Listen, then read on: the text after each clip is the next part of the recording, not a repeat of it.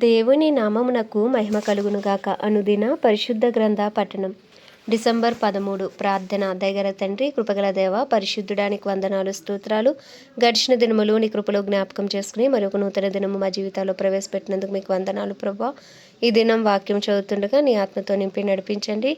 వినిన వాక్యం మా హృదయాలు ఫలింపచేసి వాక్యానుసారముగా జీవించుటకు నీ కృపను దయచేయమని యేసుక్రీస్తు అతి పరిశుద్ధ నామములో అడిగి వేడుకొనిచున్నాం మా పరమ తండ్రి.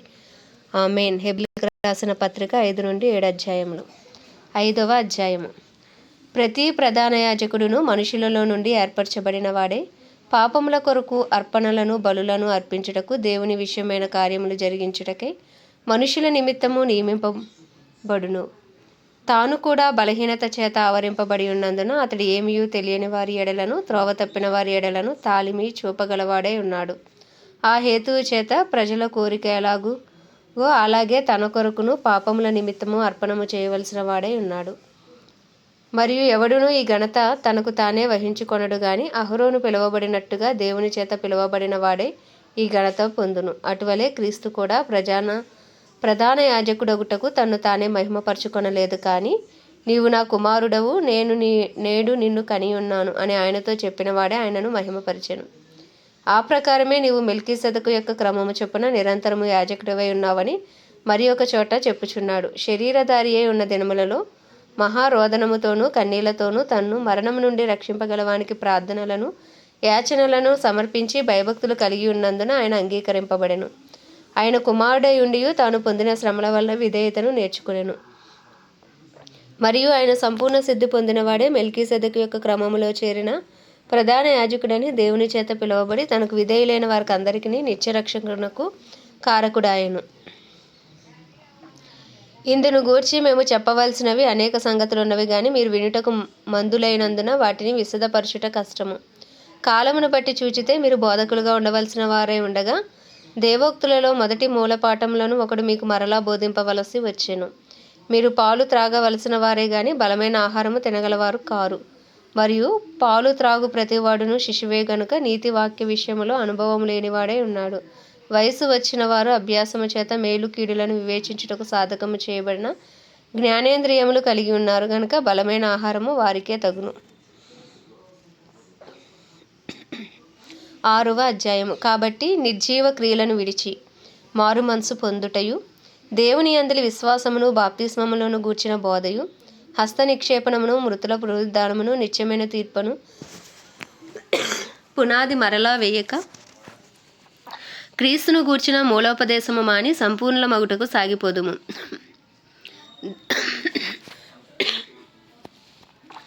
దేవుడు సెలవిచ్చిన ఎడల మనం అలాగు చేయదము. ఒకసారి వెలిగింపబడి పరలోక సంబంధమైన వరమును రుచి చూచి పరిశుద్ధాత్మలో పాలివారే దేవుని దివ్యవాక్యమును రాబోయు యుగ సంబంధమైన శక్తుల ప్రభావమును అనుభవించిన తరువాత తప్పిపోయిన వారు తమ విషయంలో దేవుని కుమారుని మరలా సిలువ వేయుచు బాహాటముగా ఆయనను అవమానపరచుచున్నారు గనుక మారు మనసు పొందినట్టు అట్టి వారిని మరలా నూతన పరచుట అసాధ్యము. ఎట్లనగా భూమి తన మీద తరచుగా కురియు వర్షమును త్రాగి ఎవరి కొరకు వ్యవసాయము చేయబడునో వారికి అనుకూలమైన పైరులను ఫలించుచు దేవుని ఆశీర్వచనము పొందును. అయితే ముండ్ల తుప్పలను గచ్చతీగలను దాని మీద పెరిగిన ఎడల అది పనికిరానిదని విసర్జింపబడి శాపము పొందదగినదగును, తుదకది కాల్చివేయబడును. అయితే ప్రియులారా, మేము ఇలాగు చెప్పుచున్నను, మీరింతకంటే మంచిదియు రక్షణకరమైనదియునైన స్థితిలోనే ఉన్నారని రూఢిగా నమ్ముచున్నాము. మీరు చేసిన కార్యమును మీరు పరిశుద్ధులకు ఉపచారం చేసి ఇంకనూ ఉపచారం చేయుచుండుట చేత తన నామమును బట్టి చూపిన ప్రేమను మరుచుటకు దేవుడు అన్యాయస్తుడు కాడు.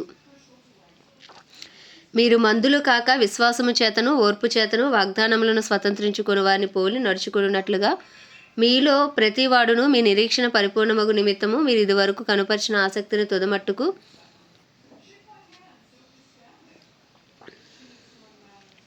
కనపరచవలనని అపేక్షించుచున్నాము. దేవుడు అబ్రహామునకు వాగ్దానము చేసినప్పుడు తనకంటే ఏ గొప్పవాని తోడు అని ప్రమాణము చేయలేకపోయాను గనుక తన తోడు అని ప్రమాణము చేసి నిశ్చయముగా నేను నిన్ను ఆశీర్వదింతును, నిశ్చయముగా నేను విస్తరింపజేతును అని చెప్పాను.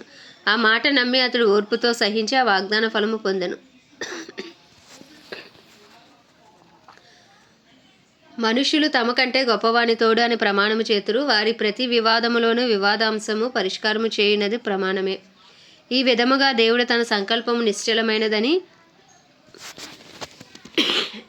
ఆ వాగ్దానమునకు వారసులైన వారికి మరీ నిశ్చయముగా కనుపరచవలనని ఉద్దేశించిన వాడే తాను అబద్ధమాడజాలని నిశ్చలమైన 2 సంగతులను బట్టి మన ఎదుట ఉంచబడిన నిరీక్షణను చేపట్టుటకు శరణాగతులమైన మనకు బలమైన ధైర్యము కలుగునట్లు ప్రమాణము చేసి వాగ్దానమును దృఢపరిచెను. ఈ నిరీక్షణ నిశ్చలమును స్థిరమునై మన ఆత్మకు లంగరు వలె ఉండి తెరలోపల ప్రవేశించుచున్నది. నిరంతరము మెల్కీసెదకు క్రమము చొప్పున ప్రధాన యాజకుడైన యేసు అందులోనికి మనకంటే ముందుగా మన పక్షమున ప్రవేశించెను. 7వ అధ్యాయము. రాజులను సంహారము చేసి తిరిగి వచ్చుచున్న అబ్రహామును ఎవడు కలుసుకొని అతని ఆశీర్వదించెనో, ఎవనికి అబ్రహాము అన్నిట్లో 10వ వంతు ఇచ్చెనో ఆ షాలేము రాజును మహోన్నతుడగు దేవుని యాజకుడైన మెల్కీసెదకు నిరంతరము యాజకుడుగా ఉన్నాడు. అతని పేరుకు మొదట నీతికి రాజనియు తర్వాత సమాధానపు రాజనియు అర్థమిచ్చినట్టు షాలేము రాజని అర్థము. అతడు తండ్రి లేనివాడును తల్లి లేనివాడును వంశావళి లేనివాడును జీవిత కాలమునకు ఆది అయినను జీవమునకు అంతమైనను లేనివాడునై ఉండి దేవుని కుమారుని పోలి ఉన్నాడు. ఇతడు ఎంత గనుడో చూడుడి. మూలపురుషుడైన అబ్రహాము అతనికి కొల్లగొన్న శ్రేష్టమైన వస్తువులలో 10వ వంతు ఇచ్చెను. మరియు లేవి కుమారులలో నుండి యాజకత్వం పొందువారు తమ సహోదరులు అబ్రహాము గర్భవాసం నుండి పుట్టినను ధర్మశాస్త్రము చొప్పున వారి యొద్ద అనగా ప్రజల యొద్ద 10వ వంతును పుచ్చుకొనుటకు ఆజ్ఞను పొంది ఉన్నారు. కానీ వారి సంబంధించిన వంశావళి లేనివాడైన మెల్కీసెదకు అబ్రహాము వద్ద 10వ వంతు పుచ్చుకొని వాగ్దానములను పొందిన వానిని ఆశీర్వదించెను. తక్కువవాడు ఎక్కువ వాని చేత ఆశీర్వదింపబడునన్న మాట కేవలము నిరాక్షేపమై ఉన్నది. మరియు లేవీ క్రమము చూడగా చావునకు లోనైన వారు 10వ వంతులను పుచ్చుకొనుచున్నారు. అయితే ఈ క్రమము చూడగా జీవించుచున్నాడని సాక్ష్యం పొందినవాడు పుచ్చుకొనుచున్నాడు. అంతేకాక ఒక విధమున చెప్పిన యెడల 10వ వంతులను పుచ్చుకొను లేవీయు అబ్రహాము ద్వారా దశమాంసములను ఇచ్చెను. ఎలాగనగా మెల్కీసెదకు అతని పితరుని కలుసుకొనినప్పుడు లేవి తన పితరుని గర్భములో ఉండెను. ఆ లేవీయులు యాజకులై ఉండగా ప్రజలకు ధర్మశాస్త్రం ఇయ్యబడెను గనుక ఆ యాజకుల వలన సంపూర్ణ సిద్ధి కలిగిన ఎడల అహరోను క్రమములో చేరినవాడని చెప్పబడక మెల్కీసెదకు క్రమము చెప్పున వేరొక యాజకుడు రావాల్సిన అవసరమేమి? ఇదియుగాక యాజకులు మార్చబడిన ఎడల ఆవశ్యకముగా యాజక ధర్మము సహా మార్చబడును. ఎవని గూర్చి ఈ సంగతులు చెప్పబడినో ఆయన వేరొక గోత్రములో పుట్టెను. ఆ గోత్రములోని వాడెవడునూ బలిపీఠము వద్ద పరిచర్య చేయలేదు. మన ప్రభువు యూదా సంతానమందు జన్మించుననుట స్పష్టమే. ఆ గోత్ర విషయములో యాజకులను గూర్చి మోషే ఏమీ చెప్పలేదు. మరియు శరీరానుసారంగా నెరవేర్చబడు ఆజ్ఞగల ధర్మశాస్త్రమును బట్టి కాక నాశనము లేని జీవమునకున్న శక్తిని బట్టి నియమింపబడి మెల్కీసెదకును పోలిన వాడైన వేరొక యాజకుడు వచ్చి ఉన్నాడు. కావున మేము చెప్పిన సంగతి మరింత విషదమై ఉన్నది. ఏలయనగా నీవు నిరంతరము మెల్కీసెదకు క్రమం చొప్పున యాజకుడివై ఉన్నావని ఆయన విషయమే సాక్ష్యము చెప్పబడెను. ఆ ధర్మశాస్త్రము దేనికిని సంపూర్ణ సిద్ధి కలుగచేయలేదు గనుక ముందు ఇయ్యబడిన ఆజ్ఞ బలహీనమైనందున నిష్ప్రయోజనమైనందునను అది నివారణ చేయబడి ఉన్నది. అంతకంటే శ్రేష్టమైన నిరీక్షణ దాని వెంట ప్రవేశపెట్టబడెను. దీని ద్వారా దేవుని వద్దకు మనము చేరుచున్నాము. మరియు ప్రమాణము లేకుండా యేసు యాజకుడు కాలేదు కనుక ఆయన మరి శ్రేష్టమైన నిబంధనకు పూటకాపాయెను. వారైతే ప్రమాణము లేకుండా యాజకులగుదురు గాని ఈయన నీవు నిరంతరము యాజకుడివై ఉన్నావని ప్రభువు ప్రమాణము చేసెను. ఆయన పశ్చాత్తాపపడడు అని ఈయనతో చెప్పిన వాని వలన ప్రమాణపూర్వకంగా యాజకుడాయను. మరియు ఆ యాజకులు మరణము పొందుట చేత ఎల్లప్పుడూ ఉండ సాధ్యము కానందున అనేకులైరు గాని ఈయన నిరంతరము ఉన్నవాడు గనుక మార్పులేని యాజకత్వం కలిగిన వాడాయను. ఈయన తన ద్వారా దేవుని యొద్దకు వచ్చి వారి పక్షమున విజ్ఞాపనము చేయుటకు నిరంతరము జీవించుచున్నాడు గనుక వారిని సంపూర్ణంగా రక్షించుటకు శక్తిమంతుడై ఉన్నాడు. పవిత్రుడును నిర్దోషియు నిష్కల్మషుడును పాపులలో చేరక ప్రత్యేకముగా ఉన్నవాడును ఆకాశ మండలము కంటే మిక్కిలి హెచ్చైన వాడునైనా ఇట్టి ప్రధాన యాజకుడు మనకు సరిపోయినవాడు. ధర్మశాస్త్రము బలహీనత గల మనుషులను యాజకులుగా నియమించును గాని ధర్మశాస్త్రమునకు తర్వాత వచ్చిన ప్రమాణపూర్వకమైన వాక్యము నిరంతరమును సంపూర్ణ సిద్ధి పొందిన కుమారుని నియమించును గనక ఈయన ఆ ప్రధాన యాజకుల వలె మొదట తన సొంత పాపముల కొరకు తర్వాత ప్రజల పాపముల కొరకును దినదినము బలులను అర్పింపవలసిన అవసరము గలవాడు కాడు. తన్ను తాను అర్పించుకున్నప్పుడు ఒక్కసారే ఈ పని చేసి ముగించెను. ఆమేన్. దేవుడి పరిశుద్ధ వాక్యము మన వినికిడిలో దీవించును గాక. ప్రార్థన. దయగల తండ్రి, కృపగల దేవ, పరిశుద్ధుడానికి వందనాలు, స్తోత్రాలు. జీవాధిపతి, న్యాయాధిపతి, మృత్యుంజయుడా, మహాగణుడా, మహిమాగణతకు అర్హుడా, యోగ్యుడా, పూజ్యుడా, కృపను చూపుటకు ఐశ్వర్యవంతుడా, కృపా సత్య సంపూర్ణుడా, నీకు వందనాలు ప్రభువా. అయ్యా తండ్రి, ఉదయకాలంన మీ పాద సన్నిధికి వచ్చి ఉన్నాం. మా అపరాధములు, మా పాపములు, మా దోషములు, మా అతిక్రమములను దయతో క్షమించండి. నీ పరిశుద్ధ రక్తంతో మమ్మల్ని కడిగి పవిత్రపరిచి పరిశుద్ధపరచండి. నీ సన్నిధి కాంతి మా మీద ప్రకాశింపచేసి అయ్యా నీ వెలుగుతో మమ్మల్ని మా కుటుంబాలను నింపమని ప్రార్థిస్తున్నాం.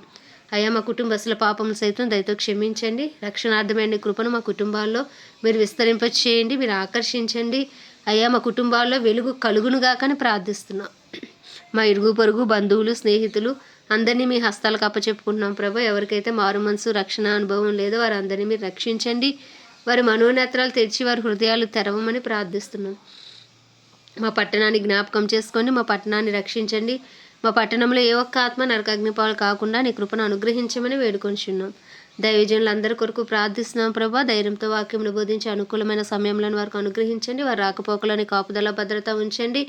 వారిని, వారి కుటుంబాలను నీ రక్త ప్రోక్షణ కింద నుంచి వారి అవసరతలన్నీ నీ మహిమేశ్వరంలో తీర్చమని ప్రార్థిస్తున్నాం. క్రైస్తవులందరినీ రూపాంతరపరిచి నీ రూపులోకి మార్చుకోండి. దినదినము నీకు సమీపంగా వచ్చే కృపను దయచేయండి. అయ్యా మీ మీ సంపూర్ణతలో పరిపూర్ణులయ్యే కృపను క్రైస్తవులందరికీ దయచేయండి. డినామినేషన్స్ భేదములు తొలగించండి. పరిశుద్ధాత్మను బలముగా క్రైస్తవ్యం మీద కుమ్మరించమని ప్రార్థిస్తున్నాం. అయ్యా ప్రపంచ దేశంలో అన్నిటి కొరకు ప్రార్థిస్తున్నాం ప్రభు. వాటిని పరిపాలిస్తున్న రాజులు, వారి కింద పనిచేస్తున్న అధికారులను మీ హస్తాలకు అప్పచెప్పుకుంటున్నాం. నీ చిత్తానుసారమైన పరిపాలన వారి ద్వారా మీరు జరిగించండి. వారికి క్షేమం అనుగ్రహించండి. ఇంకనూ సువార్త అందరి గ్రామాలు, ప్రాంతాలు, పట్టణాలు, రాష్ట్రాలను, దేశాలను మీరు దర్శించి రక్షించమని వేడుకుంటున్నాం. ప్రత్యేకించి మా భారతదేశాన్ని మీ హస్తాలకు అప్పచెప్పుకుంటున్నాం ప్రభు. భారతదేశంపై నీ కృప కలుగును గాక, నీ కనిక్రమం దిగి వచ్చును గాక, నీ దయ దిగి వచ్చును గాక, నీ సన్నిధి కాంతి మా దేశమంతా ప్రకాశించబడును గాక. రక్షణార్థమైన నీ కృప మా దేశం మీద విస్తరించబడును గాక. యెహోవా లేచును గాక, ఆయన శత్రువులు చెదరిపోదురు గాక అని ప్రార్థిస్తున్నాం. కడవరి వర్షమే మీరు దిగిరండి, కడవరి ఉజ్జీవాన్ని రగిలించండి. మా దేశంలో ఏ ఒక్క ఆత్మ నశించిపోకుండా అందరూ రక్షించబడినట్లు నీ కృపను అనుగ్రహించమని వేడుకొనిచున్నాం ప్రభా. మా దేశ ప్రధాని గారిని, ప్రెసిడెంట్, వైస్ ప్రెసిడెంట్లను, ముఖ్యమంత్రులను, ఎమ్మెల్యేలు, ఎంపీలను, వారి కింద పనిచేసిన అధికారులను అందరికీ మీ హస్తాలకు అప్పచెప్పుకుంటున్నాం. నీ చిత్తానుసారమైన పరిపాలన వారి ద్వారా మీరు జరిగించండి. నీ కాపుదల భద్రత వారందరికీ దయచేసి అందరికీ గొప్ప రక్షణ భాగ్యం దయచేయమని, 144 కోట్ల భారతదేశ ప్రజలకు గొప్ప రక్షణ దయచేయమని ఈ ఉదయకాలంలో ఈ చిన్ని ప్రార్థన మనవి నీ పాద సన్నిధికి చేర్చుకోమని యేసుక్రీస్తు అతి పరిశుద్ధ నామంలో అడిగి వేడుకొంచున్నాం మా పరమ తండ్రి. ఆమేన్. పరలోకమందున్న మా తండ్రి, నీ నామం పరిశుద్ధపరచబడును గాక, నీ రాజ్యం వచ్చును గాక, నీ చిత్తం పరలోకమునందు నెరవేర్చబడుచున్నట్టు భూమి యందు నెరవేర్చబడును గాక. మా అనుదిన ఆహారం నేడు మాకు దయచేయము. మా ఎలా అపరాధం చేసిన వాడిని మేము క్షమించిన ప్రకారం అపరాధం క్షమించము. మమ్మల్ని శోధనలోకి తేక దుష్టుడు బారి నుండి తప్పించము. ఎందుకంటే రాజ్యము, బలము, శక్తి, మహిమయు నీవై ఉన్నది. ఆమేన్. ప్రభుయేసు రక్తమే జయం, ప్రభుయేసు వాక్యమే విజయం, ప్రభుయేసు నామంలో సంపూర్ణ విజయము కలుగును గాక. ఆమేన్, ఆమేన్, ఆమేన్.